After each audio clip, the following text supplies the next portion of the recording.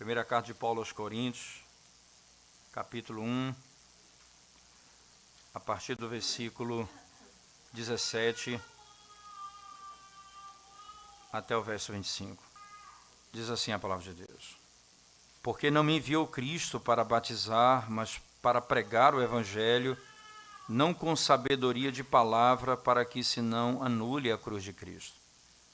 Certamente a palavra da cruz é loucura para os que se perdem, mas para nós que somos salvos, poder de Deus. Pois está escrito: destruirei a sabedoria dos sábios e aniquilarei a inteligência dos instruídos. Onde está o sábio? Onde o escriba? Onde o inquiridor deste século? Porventura não tornou Deus louca a sabedoria do mundo, visto como na sabedoria de Deus o mundo não o conheceu por sua própria sabedoria, aprove a Deus salvar os que creem pela loucura da pregação.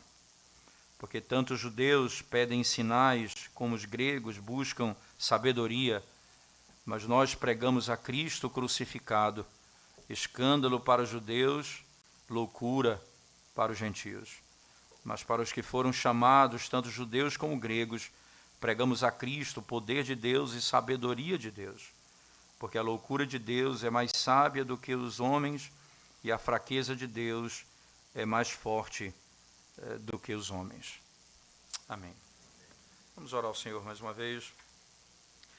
Nós te damos graças, Senhor, pela tão grande privilégio de podermos, na tua presença, ouvir a tua voz, sermos instruídos na verdade do teu Evangelho.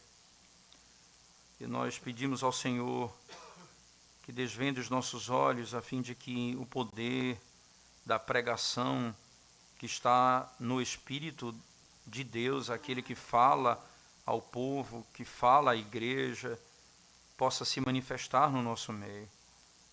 Não com palavras de sabedoria, ou simplesmente, ó Deus, com demonstração de força pessoal, mas no poder do Espírito Santo. E porque nele, certamente, a tua palavra e o teu Evangelho encontrará o coração daqueles que te pertencem, e eles serão certamente abençoados, restaurados, fortalecidos, e cheios de esperança no Senhor poderão caminhar, e certamente também desafiados, ó Deus, a viver para a tua glória. Abençoa-nos, transforma-nos pelo poder do teu Evangelho. Em nome de Jesus nós oramos. Amém, Senhor Deus. Amém.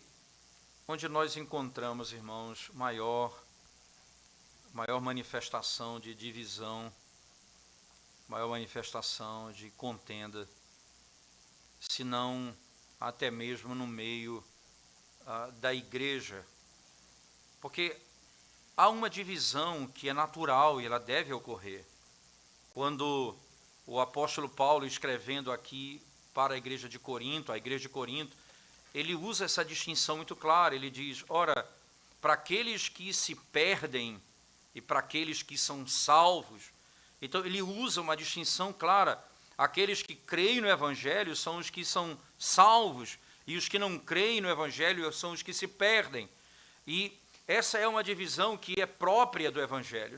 Não existe na vida um tipo de unidade onde você pode dizer: eu pertenço a Cristo mesmo não crendo no Evangelho como ele é anunciado, como ele é escrito na palavra de Deus. É por isso que há uma divisão própria, mas Paulo fala de uma outra divisão que acontece dentro da igreja e que é parte inicial do seu argumento quanto aos problemas que a igreja passa a enfrentar em Corinto. Agora ele desce ao âmago dessa questão. O que é que acontece aqui? Por que uns são de Paulo? Por que uns são de Pedro particularmente? Por que uns são de Apolo? Segundo ele, e parece que esse é o argumento na sequência, é que aqueles que se dizem de Paulo começam a falar dos gentios. Aqueles que se dizem de Apolo são aqueles que amam a filosofia e a cultura. E aqueles que amam a Pedro são os que amam os judeus, ou a linguagem judaica. E eles imaginam, então, que é possível Cristo ser pregado, mas tem um desvio à parte, tanto filosófico, quanto na revelação do processo, isto é, da linguagem do Velho Testamento para o Novo. Nós podemos continuar pregando Cristo agora, mas vivendo como que no período do Antigo Testamento, ou pensando assim, nós podemos simplesmente abandonar todo o Antigo Testamento e viver apenas com a linguagem do Novo Testamento, como os gentios poderiam imaginar. Então eu sou de Paulo, então eu quero apenas o Novo Testamento. Outro diz, eu sou de Pedro, eu quero viver no Novo Testamento como no Antigo Testamento. Outro diz, não, eu sou de Apolo, não, eu quero viver segundo as filosofias da época. E isso todo mundo dentro da igreja. Todo mundo dentro da igreja, todo mundo vivendo dentro da igreja. E o apóstolo Paulo, com muita clareza, até porque a parte que diz eu sou de Cristo, é aquela que diz eu não aceito nenhuma autoridade sobre mim, nem Paulo, nem Pedro, nem Apolo. Eu sigo Cristo, então ninguém é cabeça sobre mim, ninguém é autoridade. Eu tenho minha igreja, eu fico em casa, eu não tenho governo, eu sou um desigrejado. Todos esses formam uma estrutura dentro da igreja extremamente pecaminosa. E é a base do que vai acontecer em toda a igreja de Corinto, por toda a igreja de Corinto. Tenha certeza disso, nós vamos voltar sempre a essas informações, porque os problemas que nós vamos começar a perceber no culto, na vida da igreja, na relação marido e mulher, todas as áreas têm a ver com o entendimento do Evangelho. E porque eles querem a sua opinião além daquilo que Deus ordenou. Eles querem colocar a sua opinião no Evangelho.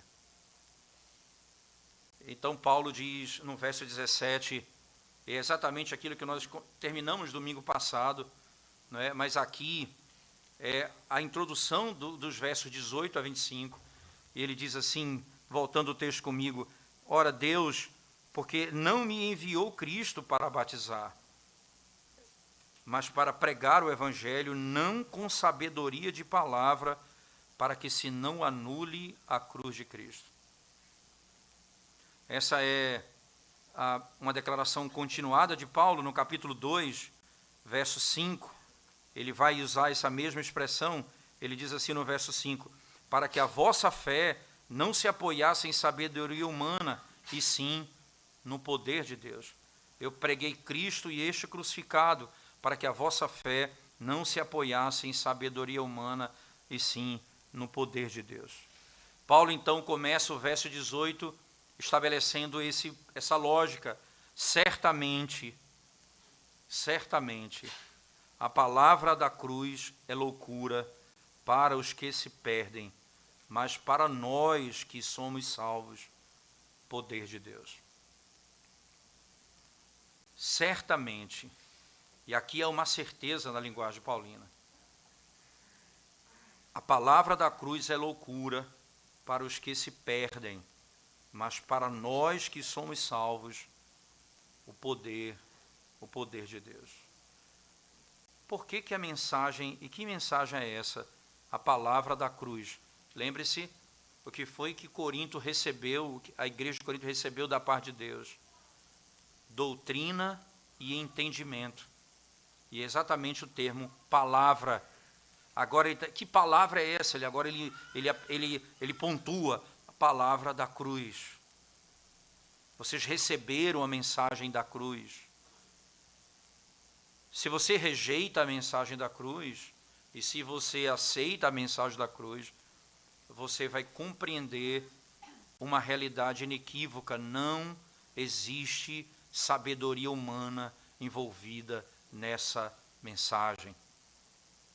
O que ocorreu na história, o que Deus fez na história, o que Deus revelou na história, não é, em hipótese alguma, algo que foi opinado pela capacidade humana, foi dado pela sabedoria humana, foi dado por Deus.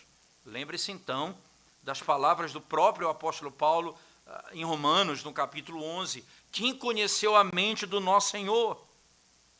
Quem pode prescrutar o seu entendimento? Quando ele encerra Romanos, no último capítulo de Romanos, no último verso, ele diz, ao Deus sábio, ao Deus santo e sábio, seja a glória. E aqui, entenda, o sábio é porque foi ele que arquitetou o plano da redenção, foi ele que estabeleceu o plano da redenção. Para nós que cremos no Evangelho, e aqui você vai perceber, e qual é o fruto disso? É porque esse Evangelho puro, que se resume no sacrifício de Cristo, veja, toda a história se encontra aqui no sacrifício de Cristo, onde a cruz é o centro, a morte de Cristo é o centro, o sacrifício de Cristo é o centro. Aqui você vai encontrar toda a história do Antigo Testamento, encontrando o seu significado, e você vai encontrar todo o Novo Testamento sendo interpretado a partir desse ato da obediência sendo manifestada por Cristo na cruz do Calvário. Paulo diz: o que Cristo fez aqui é aquilo que foi ordenado desde o princípio. E o que nós pregamos é o entendimento dessa obra de Cristo. Não outra coisa, não tem uma opinião nossa aqui estabelecida. É o que o Evangelho diz. É a simplicidade do poder do Evangelho. A simplicidade do poder do Evangelho. Se você misturar alguma coisa a esse Evangelho, a tua opinião a esse Evangelho, você vai destruí-lo. Você não poderá ser salvo. Preste atenção na linguagem que se segue, como o apóstolo Paulo lida com isso. Ele diz: pois está escrito, destruirei a sabedoria dos sábios e aniquilarei a inteligência dos instruídos. Onde exatamente o apóstolo Paulo vai buscar essa informação? De onde vem isso, irmãos? De Isaías, capítulo 29, verso 14. Eu queria que você voltasse comigo para esse texto. É importante para nós entendermos o que está acontecendo aqui. Lembre-se disso. Quando um versículo é citado do Antigo Testamento, Paulo não está deslocando o versículo e dando a esse versículo o significado totalmente distinto daquele. Ele está dentro de um contexto, e Paulo, de maneira sábia, inspirado, obviamente, ele tira de um contexto e aplica no mesmo contexto, só que no período do Novo Testamento. Eu vou lhe mostrar a razão disso. Isaías, capítulo 29, verso 14. Ora, o livro do profeta Isaías, nessa sessão aqui que nós estamos lidando, irmãos, ela está lidando com a sabedoria dos homens. Toda a sessão, não apenas o verso 14, como nós estamos lendo, mas toda a sessão. O capítulo não é longo, eu não queria ler todo ele, mas uma parte dele eu queria ler com os irmãos.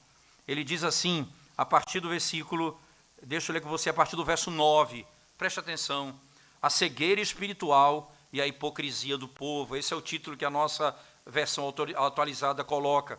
Preste atenção a partir do verso 9. Estatelai-vos e ficai estatelados, cegai-vos e permaneceis cegos. Bêbados estão, mas não de vinho, andam cambaleando, mas não de bebida forte, porque o Senhor derramou sobre vós o espírito de profundo sono, e fechou os vossos olhos, que são os profetas, e vendou a vossa cabeça, que são os videntes. Toda a visão já se vos tornou como as palavras de um livro selado, que se dá ao que sabe ler, dizendo: lê isto, peço-te. E ele responde: não posso, porque está selado. E dá-se o livro ao que não sabe ler, dizendo: lê isto, peço-te. E ele responde: não sei ler.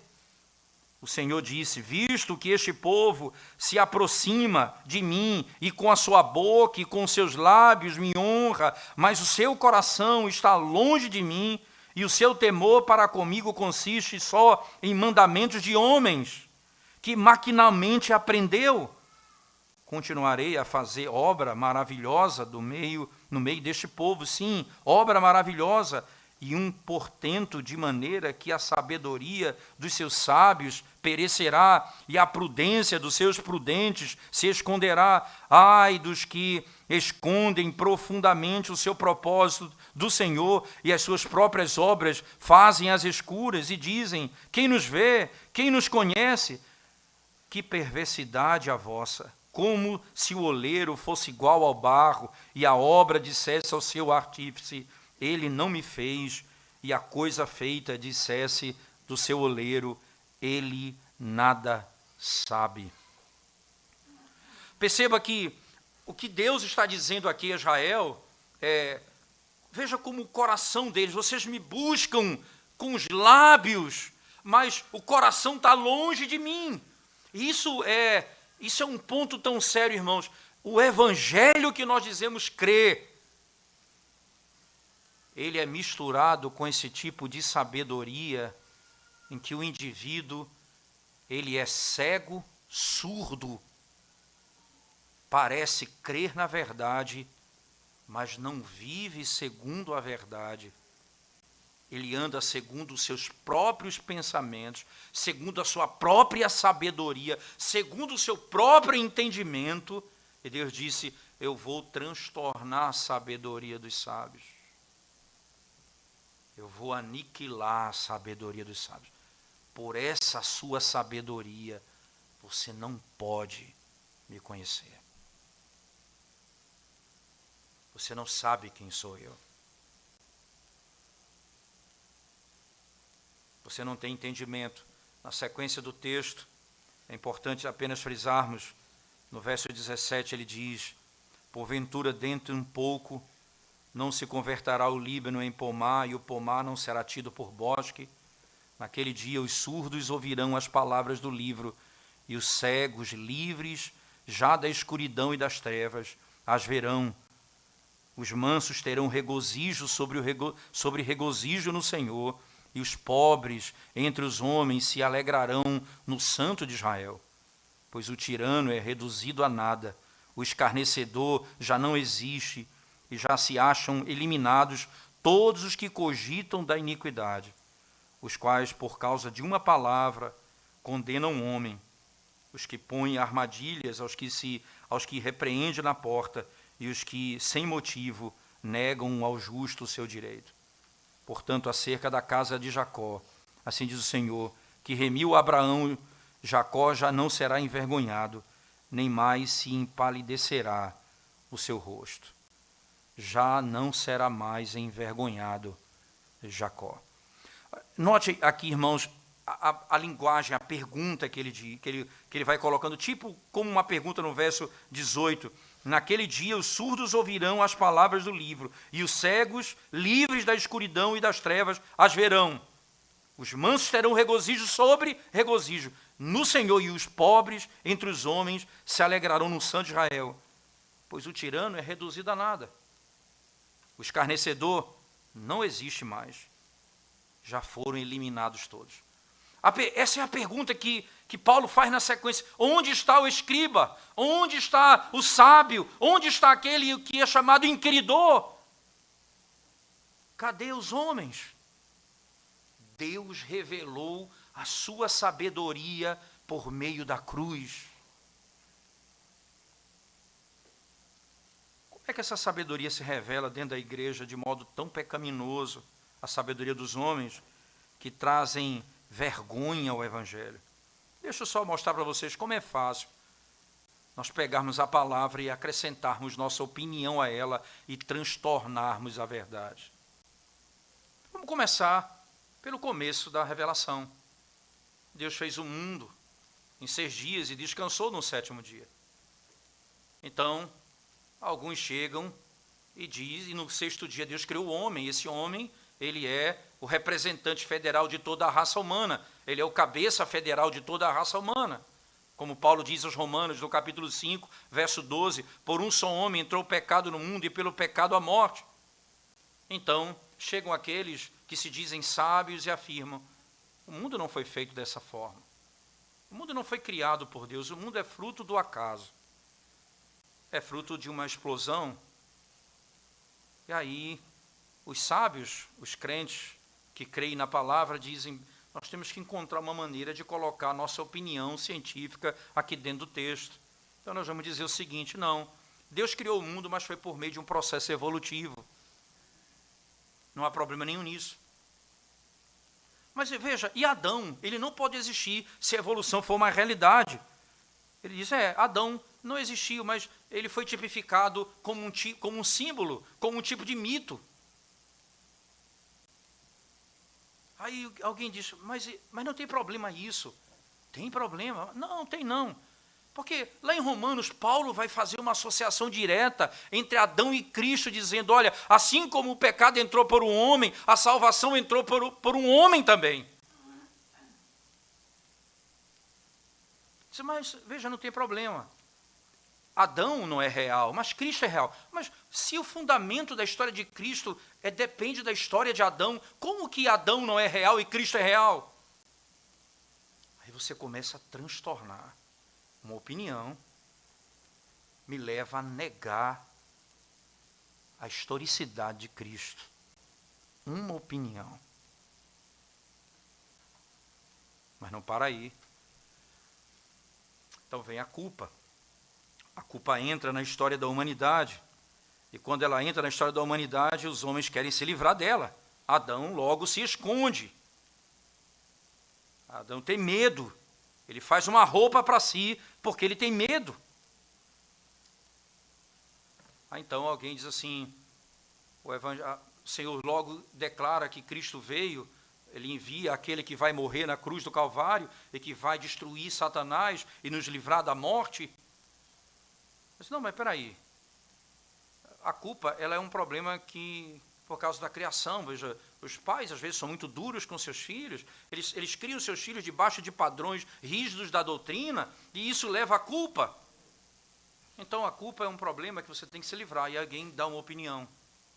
Nós vamos ensinar Freud para vocês. Vou dar a opinião de Freud para vocês. E vocês vão ser livres da culpa. Eu vou ajudar vocês dessa forma. Só tem um problema. Cristo não trata a culpa na perspectiva de Freud. Só tem outro problema. A culpa é negada. O pecado é negado. A necessidade de sacrifício é negada. A cruz é negada. Uma opinião. O evangelho é todo transtornado.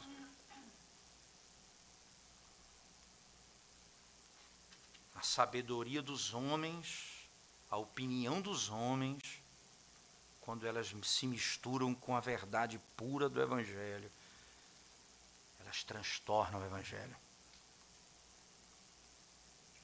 Cadê a cruz e o poder?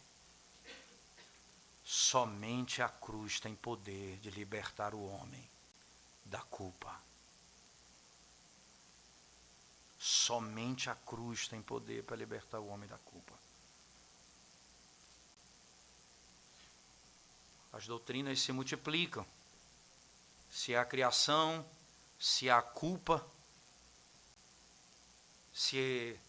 quem é o autor do Pentateuco? Alguns vão dizer, o autor do Pentateuco não é Moisés, porque Moisés não escreveria coisas tão suntuosas como aquela. Ele não se tinha tanto conhecimento naquela época. Logo, quem escreveu o Pentateuco foi alguém do período dos profetas. Então, provavelmente pós-cativeiro babilônico. Quem poderia ser? Aí você tem uma opinião. Talvez Neemias, talvez Esdras. Aí, qual o problema de ser Esdras o autor do Pentateuco? É porque a Bíblia diz que Moisés é o autor da lei.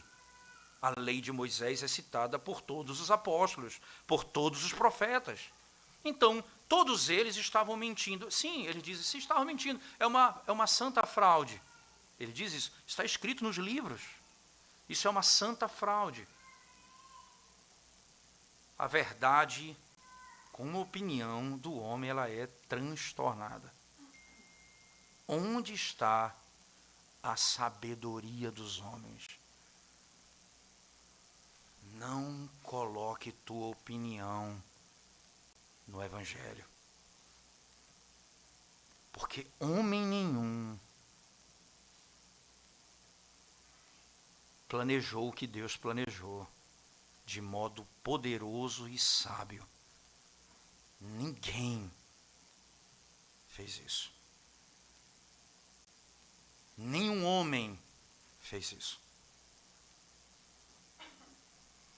Deus não pediu conselho a você. A linguagem que Paulo utiliza nesse texto, voltemos a 1 Coríntios, verso 18 em diante, olha, certamente a palavra da cruz é loucura para os que se perdem, mas para nós que somos salvos é o poder de Deus. Para nós que somos salvos é o poder de Deus, como o texto diz. Está escrito: derrubarei a sabedoria dos sábios, aniquilarei a inteligência dos instruídos. Onde está o sábio? Onde o escriba? Onde o inquiridor desse século? Porventura não tornou Deus louca a sabedoria do mundo? Então, agora o que Deus demonstra é, os homens depois da queda, como Paulo vai descrever em Romanos, como ele escreve aos Colossenses, a mente, a razão deles foi obscurecida pelo pecado, e eles são incapazes de pensar redentivamente. Eles não têm saída porque eles são incapazes de compreender a verdade. E Paulo vai dizer, na sequência do capítulo 2 da carta aos Coríntios, abra sua Bíblia comigo, é só seguir o texto, não é? No verso 9, ele diz assim, 1 Coríntios 2, verso 9, Paulo afirma a seguinte verdade: mas como está escrito, nem olhos viram, nem ouvidos ouviram, nem jamais penetrou em coração humano o que Deus tem preparado para aqueles que o amam. Perceba a linguagem de Paulo. Nem olhos viram, nem ouvidos ouviram, nem jamais penetrou no coração humano. O homem nunca pensou nisso. O homem, com sua sabedoria, nunca pensou nisso. O que Deus tem preparado para o seu povo, ninguém pensou. Porque ninguém poderia fazê-lo. E ele continua. Mas Deus nolo revelou pelo Espírito, porque o Espírito a todas as coisas perscruta, e até mesmo as profundezas de Deus. Porque qual dos homens sabe as coisas do homem, senão seu próprio Espírito que nele está? Assim também as coisas de Deus, ninguém as conhece, senão o Espírito de Deus. E aí vem então o verso 12, ora, nós não temos recebido o Espírito do mundo, e sim o Espírito que vem de Deus, para que conheçamos o que por Deus nos foi dado gratuitamente. Disto também falamos, não em palavras ensinadas pela sabedoria humana, mas ensinadas pelo Espírito, que revela o que Deus ordenou, conferindo coisas espirituais com espirituais. Ora, o homem natural não aceita as coisas do Espírito de Deus. O que significa dizer não aceita as coisas que Deus planejou, porque foram reveladas pelo Espírito? O homem natural não aceita as coisas do Espírito, porque ele não aceita o plano de Deus, ele não aceita a maneira de Deus agir, ele não aceita. E aí ele continua, porque eles são loucura, e não pode entendê-las, porque elas se discernem espiritualmente. Eles não podem entendê-la. Eles só não querem, eles não podem. Como Isaías diz, eles estão cegos. Eles são incapazes de perceber. Não há saída para o homem. Aprove a Deus salvar o homem pela loucura da pregação do Evangelho da cruz. Os homens dizem, isso é loucura. Os sábios vão dizer, como? Como pode? Deus manda o seu filho para morrer na cruz do Calvário? Isso é desnecessário.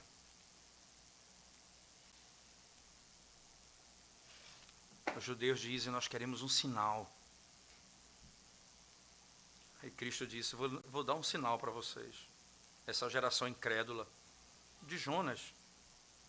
que apontava para ele. Ele passou 3 dias morto e depois ressuscitou dentre os mortos. Eu vou dar um sinal do Antigo Testamento que aponta para a cruz.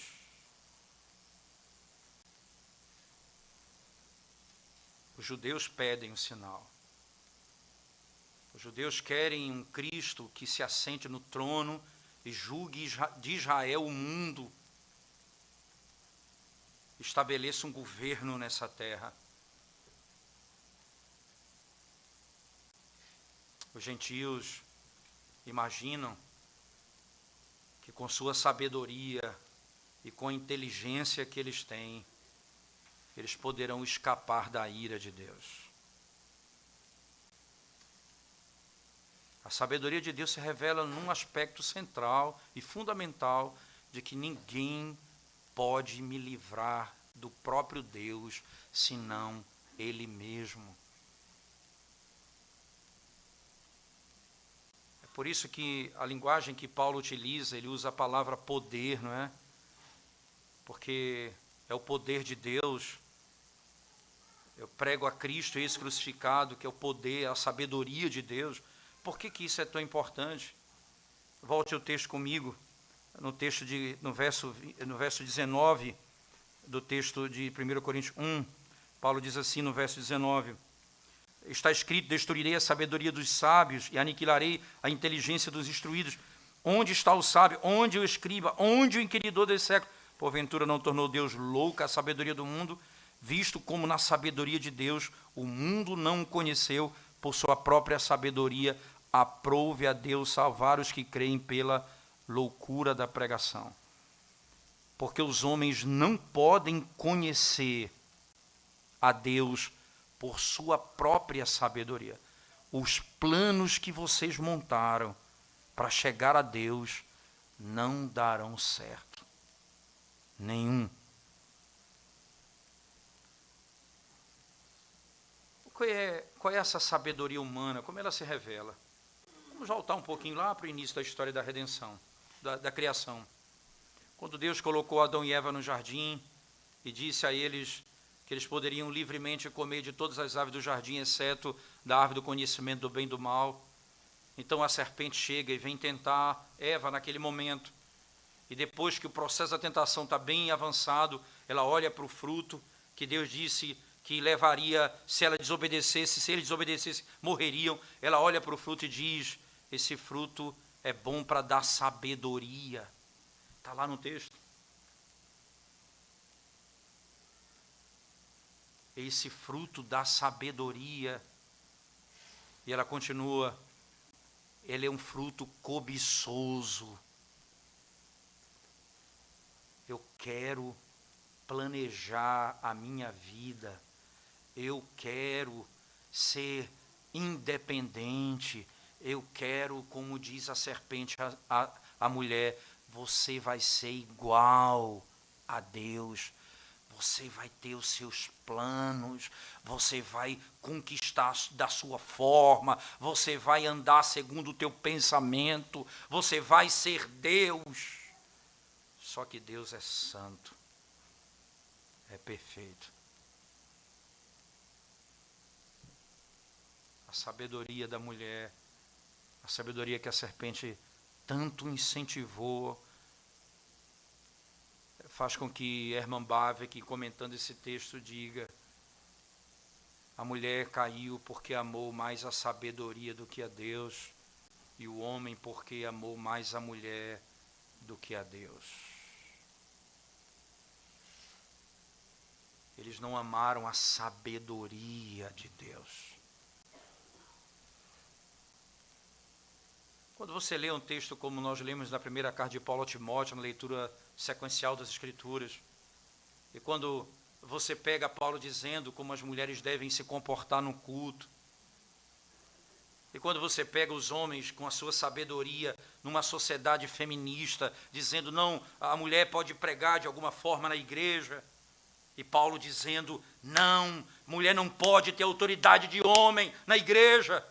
Então os sábios desse mundo simplesmente dizem isso: não podem pregar. Sim, podem, sem problema nenhum. E outros vão adiante e dizem: pode até ordená-las. Isso é passado, isso tem nada a ver. E Paulo vai lá para o Antigo Testamento e diz, porque primeiro foi formado Adão e depois Eva, e não foi Adão enganado e sim a mulher. Por isso, ela vai sobreviver no seu papel de mãe, se ela andar de conformidade com esses preceitos aqui. Ela vai ser dado a ela a bênção de povoar o reino de Deus.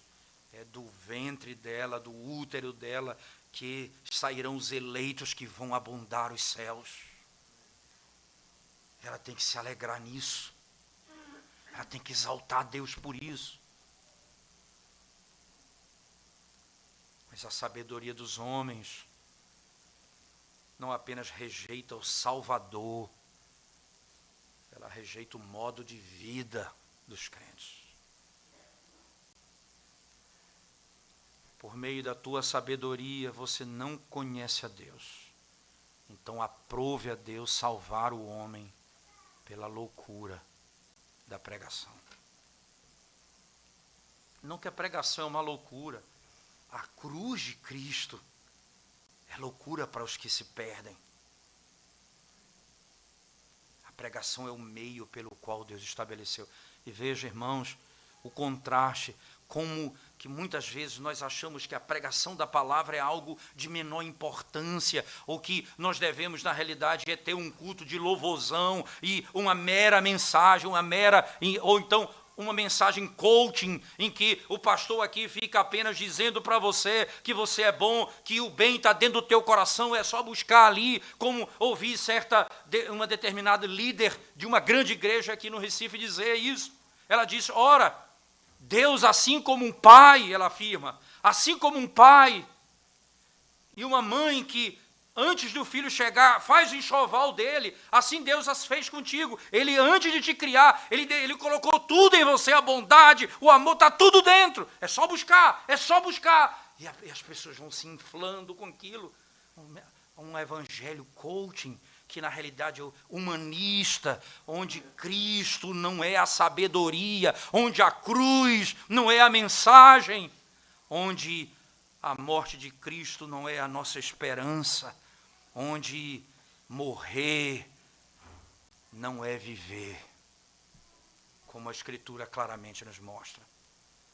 Infelizmente, esse é a mensagem dos nossos dias. E Paulo diz, isso é loucura, porque vocês vão se perder com isso. Não se achem mais sábios do que Deus. E aí o texto diz, ora, Deus salvou o homem pela loucura da pregação. No verso 21, visto como na sabedoria de Deus o mundo não o conheceu, por sua própria sabedoria, aprove a Deus salvar os que creem pela loucura da pregação. Porque tanto os judeus pedem sinais, como os gregos buscam sabedoria. Mas nós pregamos a Cristo. Escândalo para os judeus, loucura para os gentios. É só aqui onde haverá unidade. Se os judeus abandonarem os seus caminhos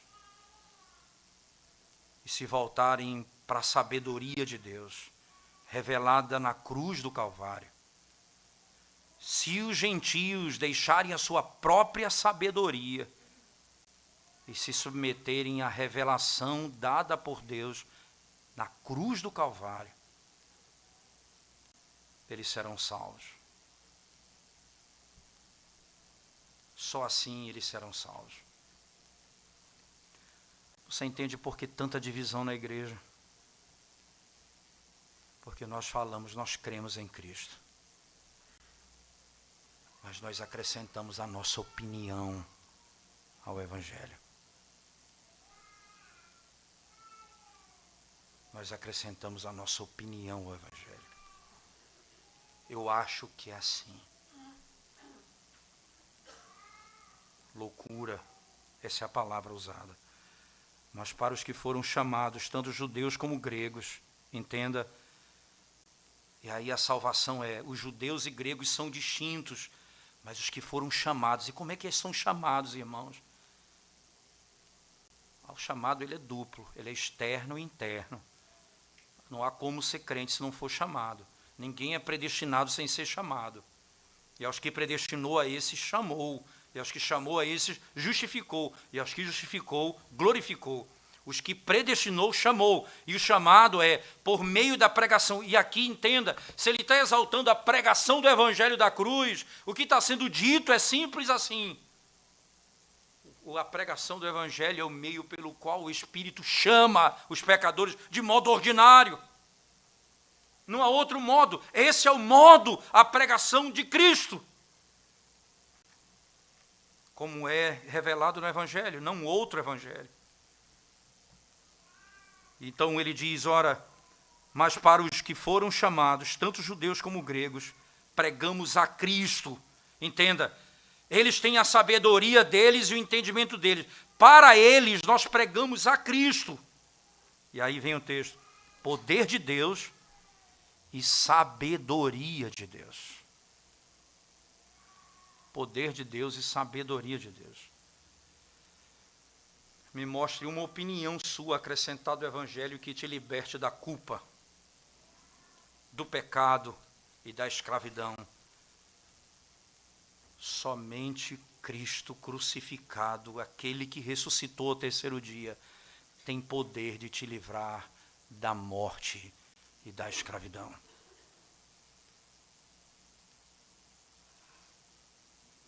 Ninguém mais tem poder.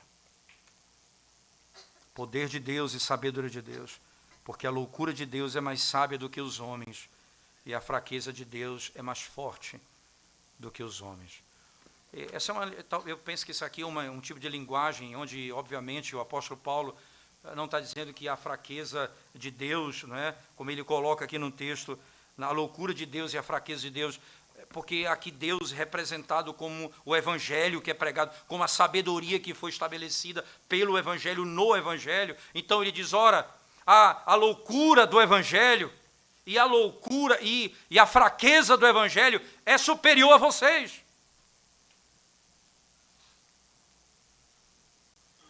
A fraqueza do evangelho pregado, a loucura do evangelho pregado é mais sábia do que a sabedoria de vocês, é mais forte do que o poder de vocês, porque só Ele tem poder para tirar o homem da escravidão, não há outro que possa fazê-la. O máximo que a minha opinião pode fazer é amoldar a minha vida a um ensinamento, porque é assim que funciona. Nós começamos a nos afastar do evangelho por causa do pecado que cometemos e não conseguimos lidar com ele, então logo nós começamos a mudar a verdade para que meu coração fique tranquilo, para que minha calma se manifeste, para que minha paz chegue. Eu não tenho paz porque Cristo levou a minha culpa, eu tenho paz porque eu comecei a mudar a verdade para que eu pudesse ter paz. Não é assim que o evangelho funciona. O teu poder é nada, porque você tem um problema gravíssimo. E sabe qual é o teu problema? Você vai se encontrar um dia com o Santíssimo Deus. E você é pecador. Tua sabedoria não te livrará da condenação, mas a sabedoria dele vai te livrar da condenação. Eu vou chegar diante dele e dizer, Cristo morreu por mim. Cristo morreu pelos meus pecados. É a única forma que eu tenho para escapar da ira de Deus. Não há sabedoria igual a essa. Não há poder igual a esse. Porque se você quer entender que poder é esse, você tem que pegar os atributos de Deus. Santo, justo, verdadeiro, puro, perfeito. Todos esses atributos de Deus. A solução do problema precisa estabelecer a santidade, a pureza, a verdade que pertence a Deus. Só se ele se voltar contra ele mesmo, eu posso ser livre. Então Deus se faz homem sobre mim, sobre Cristo. Caiu a ira de Deus sobre ele mesmo, para que eu pudesse ser livre. Não tem outra maneira, não tem outro poder, não tem outra sabedoria que possa me livrar da eternidade no inferno. Não acrescente a tua opinião ao Evangelho, porque a glória dessa verdade vai se perder. E nós vamos transformar esse Evangelho em humanismo, em ajuda pessoal, em coaching. Não faça isso. Porque dessa forma que eu estou lhe dizendo, como o Evangelho diz, a loucura do Evangelho é mais sábia do que você. E a fraqueza do Evangelho é mais forte do que você. O que mais um pastor pode pregar se não levar toda a mensagem ao conhecimento da glória de Cristo e do Evangelho de Cristo? Porque um exercício contínuo de pregação no Antigo Testamento, apontando para Cristo em todo momento. Porque não é minha sabedoria que está em jogo, é a sabedoria de Deus revelada pelo Espírito que precisa ser conhecida da igreja. E é essa verdade que é poderosa e sábia para libertar os homens da morte e do pecado. Como você tem imaginado que vai escapar desse encontro ileso com Deus? Quais as suas manifestações? O que é que você manifesta? O que é que você pensa? O que é que você tem praticado para ter paz na sua alma, acreditando que você está livre desse dia e que não haverá destruição para você? É tão natural que isso precisava ser revelado, porque o homem não poderia saber disso. Quando Adão se esconde e tem medo, ele encontra uma maneira de cobrir o seu pecado, a sua vergonha. Com as mãos, ele faz vestimenta para si. Nós queremos cobrir a nossa vergonha com as mãos, com o que nós fazemos com as mãos. Somente depois, Deus o veste com pele de animal, tendo sido apontado no verso 15 do capítulo 3, que viria da mulher aquele que esmagaria a cabeça da serpente. Naturalmente, você vai escolher uma maneira de se salvar, e você vai sempre fazer com as suas mãos. Agora, ele diz, não com sua mão, não com sua opinião, mas segundo a vontade revelada de Deus, que aponta para Cristo como sendo a minha salvação na cruz do Calvário.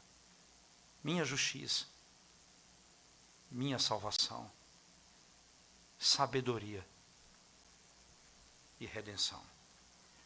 Deixa eu encerrar lendo com vocês apenas um verso do capítulo 1 ainda, e eu vou voltar para explorar esse texto, obviamente, num tempo oportuno. O verso 30 do capítulo 1, Paulo diz assim: mas vós sois dele, em Cristo Jesus. 1 Coríntios capítulo 1, verso 30. Mas vós sois dele em Cristo Jesus, o qual se nos tornou da parte de Deus. Veja, o qual se nos tornou, pode dizer, o qual se tornou para nós, da parte de Deus, sabedoria, justiça, santificação e redenção, para que, como está escrito, aquele que se gloria, glorie-se no Senhor. Ele se tornou tudo o que eu preciso da parte de Deus para nós. Essa é a tua única esperança, Jesus Cristo e este crucificado. Vamos curvar nossa cabeça e vamos orar ao Senhor mais uma vez, irmãos.